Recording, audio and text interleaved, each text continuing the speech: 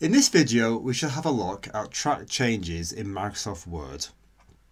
Track changes is a very useful feature which allows you to share your documents with other people, colleagues, partners, for them to make amendments, insertions, deletions, format changes, to send it back to you for either acceptance of those changes or indeed rejection. So let's see how this works with a few simple examples. First of all, the track changes galleries, comments, tracking and changes will be found on the tab called Review in Word. We also need to be aware at the bottom you have a status bar and currently track changes is switched off. There are two ways indeed to switch on track changes. I tend to use the left click button on the status bar. Alternatively, you could just simply click on track changes on the button called track changes in the tracking gallery. We're now going to see how track changes works. We'll make a few simple changes to our document. So here we've got a database. It's a collection indeed of objects such as tables, forms. I'm going to amend this by saying queries and reports. You'll notice there a little markup vertical line, which is a track change line, appears on the left hand side margin, and indeed you've got a red font there which suggests that something has changed. If you hover over it, I indeed did insert those words. We're now going to do something else, some formatting on the document. A particularly important word in Microsoft Access is the word field. So I want to emphasize this word field. So I'm going to double click onto there, make it font color blue, make it bold and italic. And you'll notice now on the right hand side of the document, almost outside the document, a new area called the markup area is seen, which shows that I have indeed formatted that field in light blue, bold, italic, and that took place a few seconds ago. We're now going to do a bit more work. I'm going to delete the work first, and again a track changes marker on the left hand side indicates something has happened. Indeed, it is me deleting the word first. Now you can actually hide the track changes on the right hand side in the markup area, or indeed show them, and we're going to keep them shown for the time being.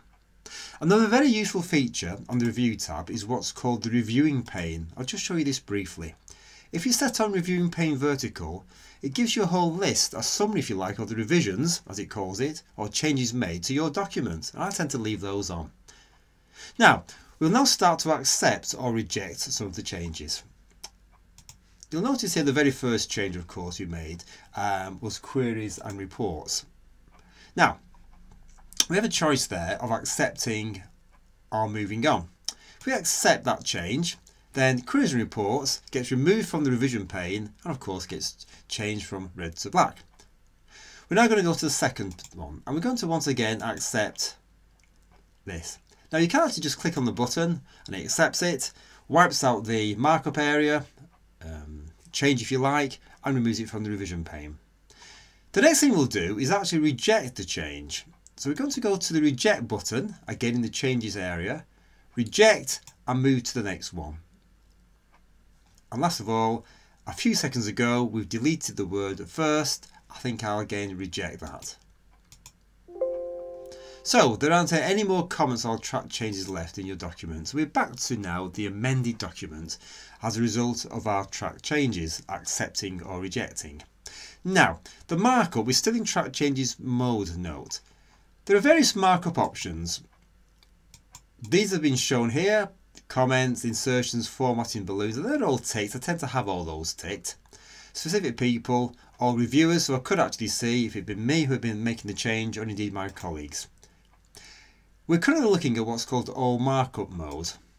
You then have what's called simple markup, no markup and the original.